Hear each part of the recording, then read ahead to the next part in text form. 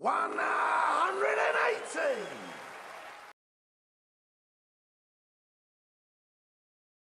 Hello, welcome to the official YouTube page of the PDC. It's day number 15 for us at the Ladbrokes World Darts Championship. I'm joined by Rod Harrington and Dan Dawson, and we're going to talk about the championship so far. What's been your highlights of this championship, Rod?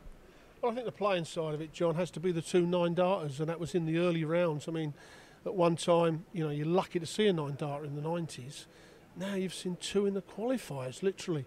I think we ain't finished with the 9-darters, especially in the Van Gerwen-Lewis match tonight. But I have to give a mention to the crowd. It's been getting better and better every year. The way they turn up with all their costumes, it's like a Christmas party, and then all of a sudden the dart match broke out.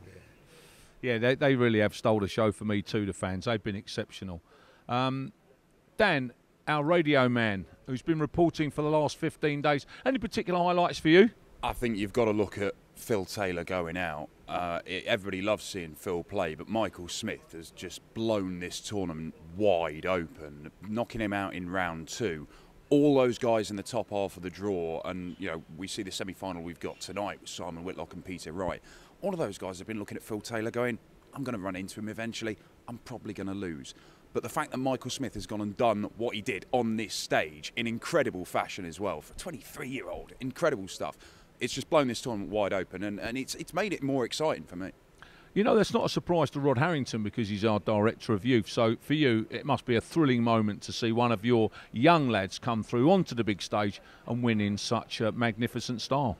Well, he's been used to the crowd, and we've watched him for now 3 or 4 years, and his talent is unbelievable. I mean, at the top of the show, when he played his first match, I said, this guy is the new Van Gerwen-Lewis, the way he throws, his action, and the way he hits the treble 20. So it weren't a surprise to me in as much as that he had the ability. Doing it on this big stage, that was the surprise in front of this big crowd. But let's not forget, he played in front of the O2 crowd and won the Youth World Championships. So he had pedigree coming in from there. But he ain't the only one coming through, John. You know, we had Ricky Evans, and we've probably got 20 youngsters that are coming into this game that are capable of doing what Michael Smith did. We've already had 5 of them beat Phil Taylor this year from the Youth Tour. Wow. I mean, there's no surprise with the amount of money that's up for grabs nowadays. This is a real serious sports business to be in. I want to talk about one other thing that really has made my year. Peter Wright's trousers. I mean, they've been magnificent, haven't they, Dan? Peter Wright's costumes and trousers. Hasn't it, you know, brought a smile to your face? I have run out of words to describe Peter Wright. It's just an absolute procession. It looks like a kid's entertainer at the weirdest party in the world. And every single time he's come up here. But people aren't even talking about his hair that much because his darts have been that good. The way he is played in this tournament reminds me of how Simon Whitlock played when he first came here and he went all the way to the final. Taking out huge checkouts. He's had a 164 and a 161 this week, as well as plenty in the sort of 130, 120 range. He's playing incredible darts. And yeah, all right, he looks a bit weird, but we all love a character. And when they've got the talent to back it up, it's a perfect mix. Hey, talking of characters, how about Devon Peterson with the dancing? I mean, wasn't that something else? I mean, everybody was outside practicing. We had the dancing girls doing it. He was doing it. I mean, that was sensational. And he came through the qualifiers as well to have a prelim match. Yeah, I mean, what we're telling everyone that's coming into the game, you've got to make yourself into a character. And Dan was talking about Peter Wright. What he's done, he's made himself into a character.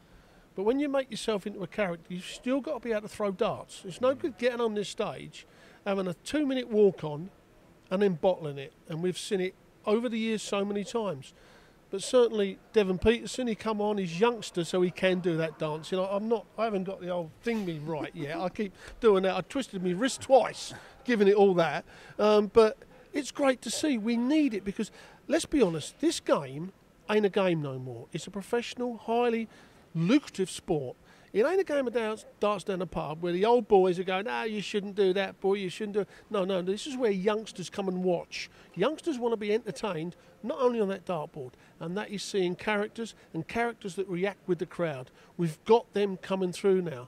All the idiots that slag us off for that are absolute idiots because they don't know what we're doing. £7 million in prize money because of the reaction. Without the crowd, we don't have TV. Without TV, we don't have a game. So the players have to react with the crowd.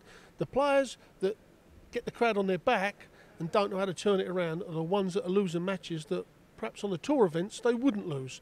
Adapt to this big stage because this is where the big bucks are. And, you know, they get on with it. But Peter Wright, I think he's brilliant. And I tell you what, put him in the Premier League right now. All right, then. Let's don't get too carried away.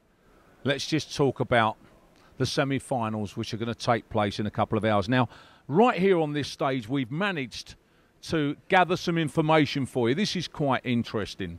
We've now got 36 cameras because from now on, we go 3D as well.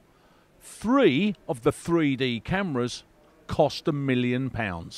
There's no expense spared. We are going to bring you the show of all shows. So, we've got the camera equipment. We've got our lasers you can see in the background. The stage is set. Now we've got to look at the lineup. Dan, Adrian Lewis, Michael Van Gerwen, Peter Wright, Simon Whitlock. One of them, eventually, will win £250,000 and a magnificent trophy. Who's it going to be? $1 million question, isn't it? The $250,000 question. Adrian Lewis has won it twice before. That's got to count for something. Michael made it all the way to the final last year, of course, and it was only Phil Taylor producing somewhere near his best that was able to stop him lifting his first one. Simon Whitlock has been there before and has, you know, won a major tournament in the past. You know, won the Europeans, so he knows what it's like to win on the big stage. And Peter Wright, the thing you've got to say for him is he is playing without any fear. He came into this and he sort of jokingly said, "Yeah, I'll make the semi-finals here." And then when I spoke to him afterwards, he was like, probably didn't really mean it. I was probably going to run into Phil Taylor in round 3. But now he's here, he genuinely believes that anything can happen. They're very, very difficult games to call. I wouldn't be surprised if they both go 6-4, 6-5, either way. Van Gerwen Lewis went all the way to a deciding set last year in the semis. Lewis had a chance to take him out.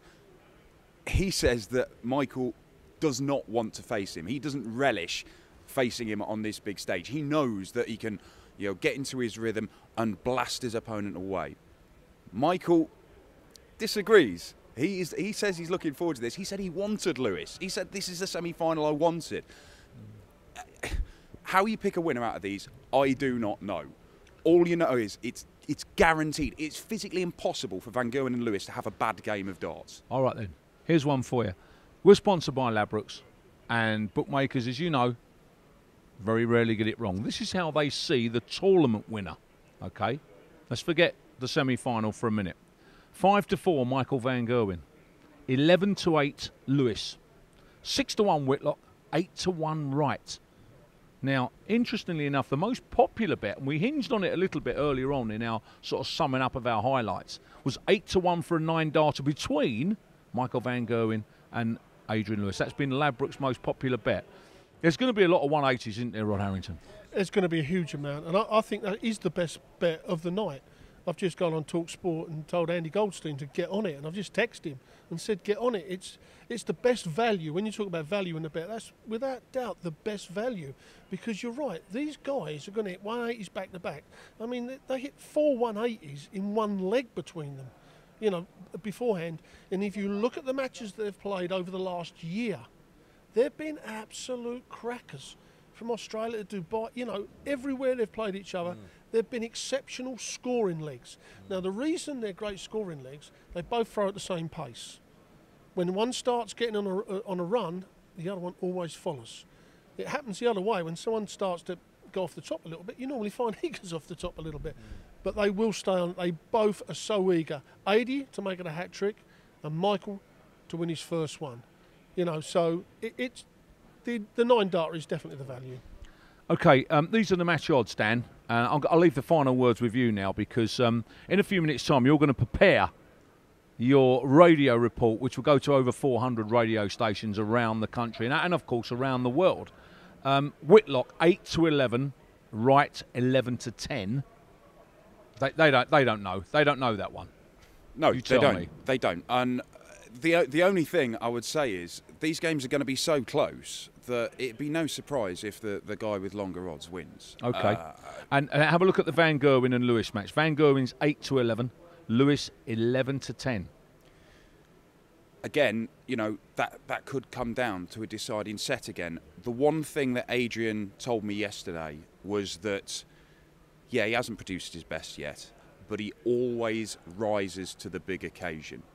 And he's very proud of that. He's as proud of that as anything. The fact that on the big stage, when it counts, he finds his best. All right. If he does that tonight, it's a show. Right, I'm looking at the time now. We haven't got long to go.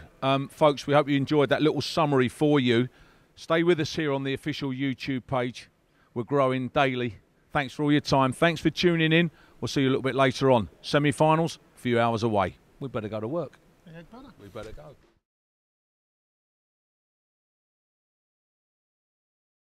One